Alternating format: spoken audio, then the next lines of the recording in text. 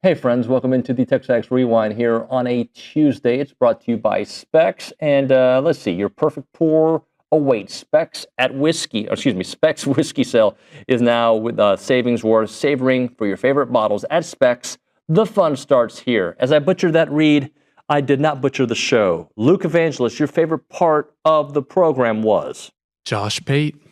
Because You knew I was going to ask you, but why? Yeah, But because, why. I liked hearing what he had to say about Alabama after he picked them to win the national championship and week 1 happened. Do you think a team this is going to be a topic tomorrow, so I'm going to give you a preview. Yep. Do you think a team that was supposed to be a tier 1, tier 2 team loses 5 games this year? 5 games? Could Alabama lose 5 games this year? 4, one of those teams could lose 4, but 5 is crazy because now you're talking about you're going 500 in the SEC and losing a bowl game. I can't see a team falling that hard. But 3 or 4 losses for a team that's supposed to have 1 or 2, I could see that happen. Alabama lost to a team that won 2 games last year. Yeah, but that Florida State team, everyone knows they're not a 2-win team again. Okay. Georgia, losable. They've got a couple really tough Vanderbilt games on beat that them schedule. last year. I'm just throwing that out They could there. lose to Florida. They could lose to Auburn. Tennessee? They could lose to Texas. Tennessee's not a tier 1 team. Oh, you mean on Georgia's schedule? No, I'm saying that, no, they're tier 1, tier 2 team. Tennessee's considered a tier 2 team. Is this segment 13 of TexAgs Live? Sorry. The longest intro ever. Sorry. We're having a good conversation, Nick. was Tell good. me your favorite part of the show, Rudy. Tomjanovich? My favorite part was when the rewind began right now. Let's kind of discuss why Alabama's got to drop out of the top 15, right? I would think so. You would think, right? But it is Alabama. So Yeah. they get the benefit of the doubt, typically. Okay. They learned a lot of doubts, though. A lot of doubts. No doubting Thomas, though. Texas will probably fall to what, 4 or 5? Wait, you sure? Good point. It's Texas. They might actually gain votes. Yeah, they're probably going to fall. I would say Texas will be out of the top 5. You think it'll be out of 5? I think they look that bad. They lost by a touchdown on the road to Ohio State, who will Yeah, be but number they looked 1. bad. And yet they had a chance. I could see them, but yeah, they did. I could see them be. I mean, just out of the top 5, 6. Okay, I'll give you that. Notre Dame, they were 6. And I think Miami was what, 10 or 9? They'll Yeah. flip-flop, right? Yeah.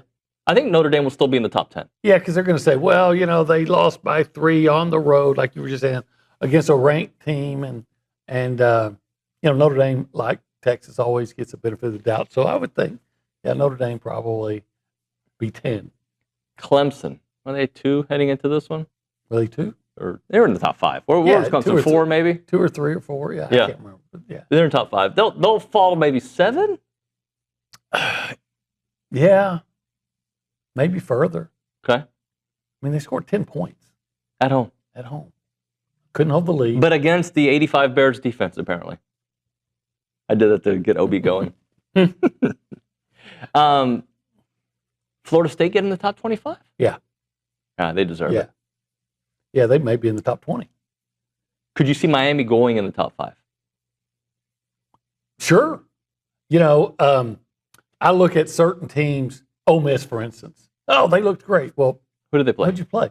You go out and you beat a ranked opponent, then you've already got.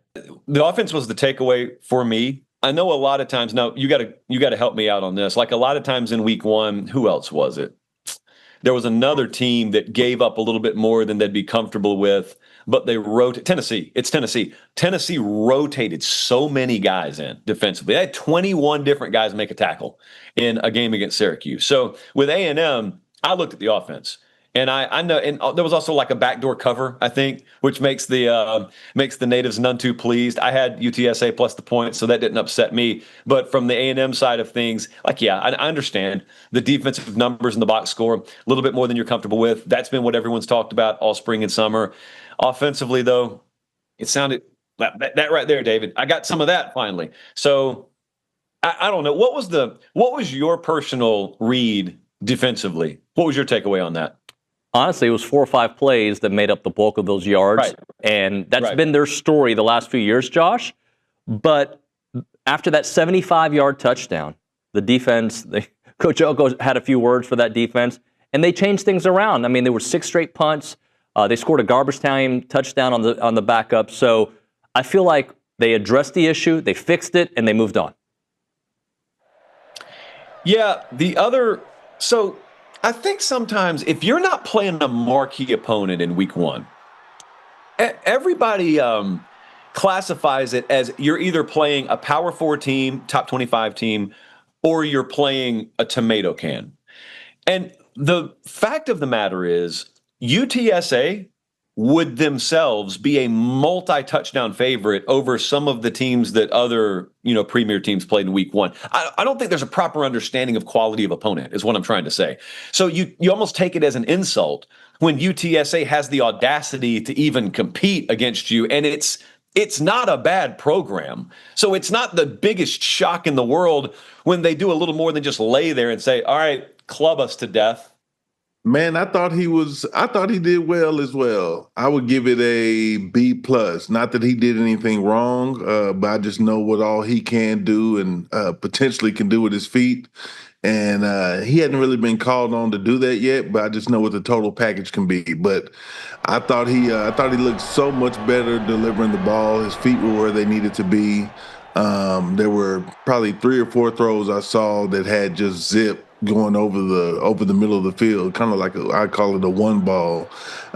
Just looked good. Looked like he knew where the receivers were supposed to be. He had command of the offense, and he just kept us moving the chains. There never seemed to be any panic, which we've sometimes had in these first couple of games against lesser opponents. But overall, I was impressed by Marcel. He did what he needed to do.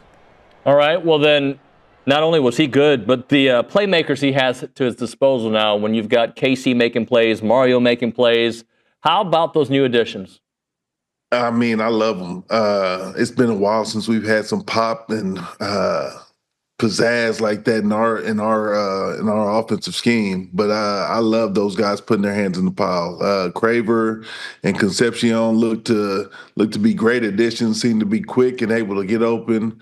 I can't wait for us to get Bethel Roman involved and taking shots downfield. And then the best kept secret is Terry Bussey, and we still, I don't think, have utilized him to his best potential. But I know that they know what we have in the stalls, and I know they're going to find ways to get him involved. So I'm looking forward to that. And then we had some tight ends put their hand in the pile as well. So that was great to see.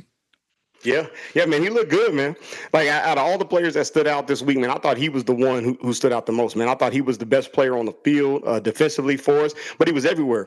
It's not only that he had the playmaking ability, because he had that last year, but when you look at the spatial awareness that he played with, when you looked at him in zone concepts, man, understanding holes within the zone, understanding what the offense was trying to do, and the way that he filled gaps in the run game, he played fast. I thought out of everybody on the defensive side of the ball, he was the one who was playing with urgency and speed because he knew what was coming. That's what it looked like from my end, right? Now, we understand week one, man, you're getting acclimated. There's no preseason games for us. So, man, you don't really take a lot into week one, but the things that you can take and you really want to highlight is what he did.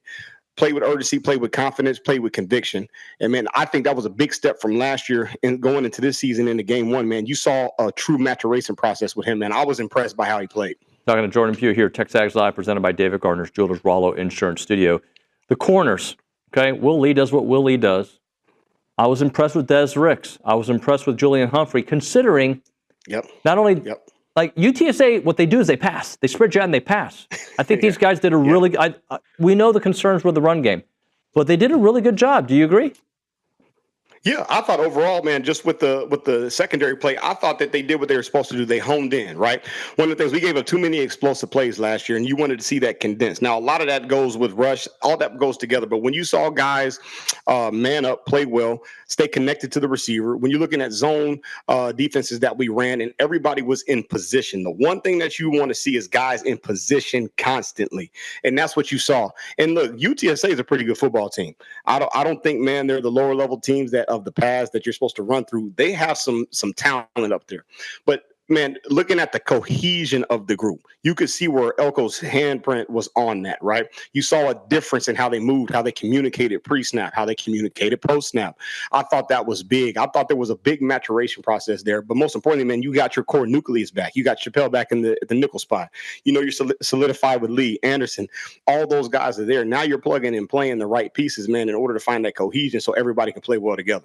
I think the entire Rewind audience was confused because they didn't know who to watch. Like, usually we tell them this guy's on, this guy's on. Nick said, no. So fine. They Luke, can read the graphic too. I mean, do they read? Yeah, read it. Do they read? Read it. Wait, No, dude. Right, Yeah, right there here. you go. Read it right here. You can read one, yeah, 2, yeah. 3, 4 people. yeah. Okay, tell the people.